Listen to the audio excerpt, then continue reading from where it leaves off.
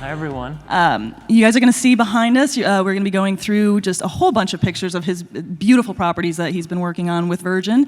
We're going to go over a little bit about, Virgin's design practices and what makes them unique. So let's start a little bit. We'll zoom out a little bit and begin at the beginning. So Virgin Group launched about 40 years ago, started with records, went into rail, air, now space. But today we're talking about the hotel branch, so that was about 10 years ago that started? Correct, yeah. Excuse me. So, Virgin Group starts new businesses all the time, right? They have a compulsion to do so. But they do it in a way that really is in support of the consumer and in spaces that they can really change the business model for good. And looking at hotels and seeing kind of what the status quo was of a hotel experience 10, 11 years ago, they knew there was a better way for the consumer. So they did their magic and figured out, yes, we can go into this space, we can change it for good and really deliver something that meets new guests' expectation and build yet another global superpower brand. So we're well on our way. So the first property was Chicago, and then it's really just been in the last, 2 years that you guys have really started a flurry of openings, and I know you've got more in the works, and we'll get to that. Yeah. But tell me a little bit about, you opened 3 properties in the middle of a pandemic, so how'd that go? Yeah, that was very interesting. We opened recently in New Orleans, just a month and a half ago, and then in July we opened Nashville of last year. That was really tricky, balancing the city's regulations for occupancy, and we installed the entire hotel and then immediately had to reduce capacity down to 20%, in all public areas. So it was a lot of moving of furniture. It's kind of what it equated to. But, everyone had a great attitude, and everyone, safety was the most important thing. And interestingly, the guest room product, which we call Chambers, is really innovative in that it has 2 components. The first half is called the dressing room. That's where you enter, where all your self-care happens. And then beyond that, through a dividing door, you have a sleeping chamber. And what that meant during COVID is that you could have service delivered to your room and never have contact with any of the teammates. That's something we wanted from day one, because we all know the second you order room service, you get in the shower, you hope you're going to be done by the time they arrive, but sure enough, they're always knocking on the door when you're not quite ready. Sometimes you just don't want to see another person. Yeah, and sometimes you just don't want to deal with people, right? So that served us really well during the pandemic, yeah. So tell us a little bit about New Orleans. I mean, I know we've got a few different properties that all came online in the last year, but I mean, look, this is Dallas now, but New Orleans was a ground up. So tell us a little bit about that and about just the design process that went into it. I mean, obviously New Orleans is a very, a lot in that market, a lot of competition. So why New Orleans, I guess, and what was your competition there? And Yeah, so New Orleans, we started 5 years ago.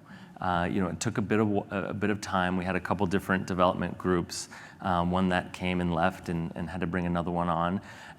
But New Orleans, we go where our fans are. It's a music city. We have such roots in the music industry, and it's a town that loves to have a good time. And there was definitely a white space for an experience-driven brand like ours. So it was a perfect fit, and it was just a parking lot. And when we were looking at, okay, first of all, what does Virgin Hotels mean in New York City? And once we sort of let that gel, we went out to a few designers in the market, and part of the strategy that I've been developing over the last 6.5 years is how can we create really a truly authentic experience. I think authenticity is overused and incorrectly used, but for us, it was really important to create an experience that had a real insider's perspective. So we ended up engaging an extremely talented completely unknown interior design team called Logan Killen. They also have a home store on Magazine Street, which, if you know New Orleans, Magazine Street is a really fun, cool kind of shopping area. And they were able to hit the brief in that they could create a unique experience that was truly virgin, but do it in a way that's extremely contextual and also not a caricature of what New Orleans is. And in that regard, it really resonates with the local community. The best hotels become part of their community, and that's something we really strive for, to be a new institution and a new go-to place for locals. Of course, we'll get the business traveler and leisure travelers, and we're going to give them a great time and deliver on the experience, or deliver on the expectation that they have of the brand and coming to New Orleans. So that's a given. But to really make a property become an institution, you need that the buy-in from the community, and they were really able to deliver that sensibility in a way that another firm couldn't. So yeah. Especially in a city like New Orleans, where Specific. it's very specific, and I love that you use the word caricature, because there is so much of that. Mardi Gras beads everywhere, and that kind of thing. Exactly. Yeah, and exactly. and another part of the strategy is, we think of entrepreneurship, and the techies get a lot of airtime, right? Because of entrepreneurship and everything that technology is doing to change our world. But if you think back, creative people are entrepreneurs. Artists, designers, they're grinding it every day to make their business work. And I really wanted to broaden what it meant to support an entrepreneurial mindset. And so hiring smaller, undiscovered firms and bolstering them with a really great architect of record, that's done a ton of hotel work, just gives these teams the ability to grow and expand in a way that they wouldn't have otherwise. Sure. Now, is that going to be kind of your strategy going forward? It is our strategy. Awesome. Correct. Yeah. Vegas is an outlier, which opened, during the pandemic, but every hotel, from our Edinburgh property in Scotland, we hired a local creative team, and yet again they did a really amazing job to create an experience that's very Edinburgh and Scotland, but also virgin at the same time. So yeah. Yeah. Tell us a little bit about what you've got coming up. Oh yeah. So in probably April of next year, we'll open Edinburgh. It's a terrific, historic, listed building on Victoria Street. It's actually the street that Diagon Alley from Harry Potter was, sort of the inspiration for. It's a really, really great project with a new build on the back. There's an old church called Greyfriars Hall that's part of it, so that'll be our event space. Really, really rich and steeped in history. So can't wait to bring that one to everyone. 1800s? Yeah, late 1800s, Victorian era. The building is called the India Buildings. And then shortly after that, we will open our property in Glasgow. So we're, doubling down on Scotland. But Richard and his family, they have a lot of roots there, and the projects are terrific. And in Glasgow, it's adjacent to the main shopping area and on the River Clyde, and it's been really fun to explore how those two properties are the same but different. Being just 40 minutes away from each other by train. And then after that, we are opening it'll be our flagship property in New York City on 29th and Broadway. So really excited to bring that one to everyone. Awesome. Yeah. And then Miami too? And then Miami's in the works. We have a few other deals that are signed that we haven't announced, and some really exciting brand extensions. Like I said, we have a compulsion to create new brands where we see a pain point. So going to be really excited to announce those very soon. Very nice. So what are your growth plans? What do the next 5 years look like? 3 to 4 hotels every year. It's definitely playing the long game. It's quality, not quantity for us. Richard and the family, they're really interested in doing things right and, creating long-term value for our partners and, for our guests. And again, creating that institution, in all these cities and neighborhoods that we go into. Now, circling back around a little bit, we haven't talked about Vegas yet. No. Now, I'm from Las Vegas. I live in Las Vegas. And their property there was a conversion of the old Hard Rock. And the Hard Rock was iconic. It was old. It's very dark. It's a whole building inside and out. It's all black. So they had to transform that into something light and breezy and virgin. So tell us a little bit about that process. Yeah, so, the early days of that project, we thought, well, what does it mean to be contextual in Las Vegas? So naturally we leaned into the desert, and being, a more contemporary brand, we really were inspired by desert modern architecture, and also kind of the road less traveled and what that meant, going on a road trip and the desert highway and the oddities and, things that you would see along the way. So we really drew from all of those to create a space that's really light and bright. We added a lot of windows, which we didn't have before, and essentially turned the property inside out because it was very insular or inward facing before. And the result is a very bright and fresh and fun space. It's so much so that the team working there were really, really excited by the design, because they didn't know that the dark and dreary design that they were working in affected them so much. And coming to work every day and getting to clean rooms that are bright and fresh and tons of natural light, it was really uplifting for them. So it's interesting how there's different knock-on effects that you don't expect when crafting a design strategy. Yeah. So when we talked before, you were saying that conversions are going to be a big part of your plan. So tell us a little bit more about that. I mean, that's a perfect segue. So Vegas for us was essentially 4 different room products across 3 different towers, and we couldn't just scrape everything. So we had to really carefully think, okay, how can we deliver the double chamber concept given the confines of existing plumbing locations, existing entry door locations? And it's really a masterclass study in how to create this experience in a different way. And really what it comes down to is the dressing room has 5 main components, this big closet built for 2, large vanity, separate toilet room, separate shower, and then the dividing door between the dressing room and the sleeping chamber.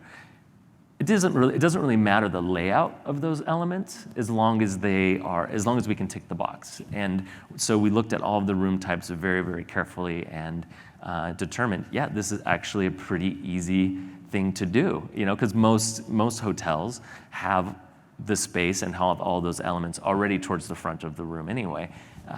So it's just a matter of maybe adding a door here and shifting things there to create what we needed to create. Yeah. Sure. I imagine Edinburgh was a challenge too. I don't even know how many room types there are, because that's like 4 or 5 different old, Victorian buildings. Yeah, very different challenge, but similar. It's an adaptive reuse, but we don't have rigid, hotel bay sizes. There's a whole new build on the back of the building that is very modular, so we were able to achieve, the bulk of the rooms and inventory that way. So it's a bit of a mix. Gotcha. Now, I'm curious, and this just kind of popped into my head, so forgive me for this not being a fully articulated question.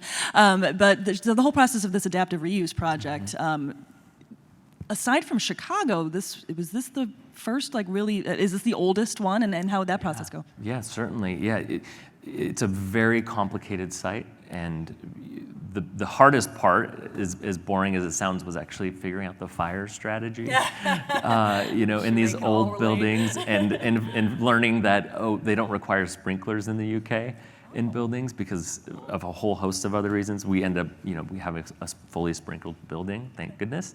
That was a big challenge, but beyond that, just being inspired by not only the street and the city and the historic architecture and what that meant to meld it with a new build and how those threads connect and what that experience is like was really fun and challenging to figure out. But I think you'll all see it. It's going to be pretty phenomenal.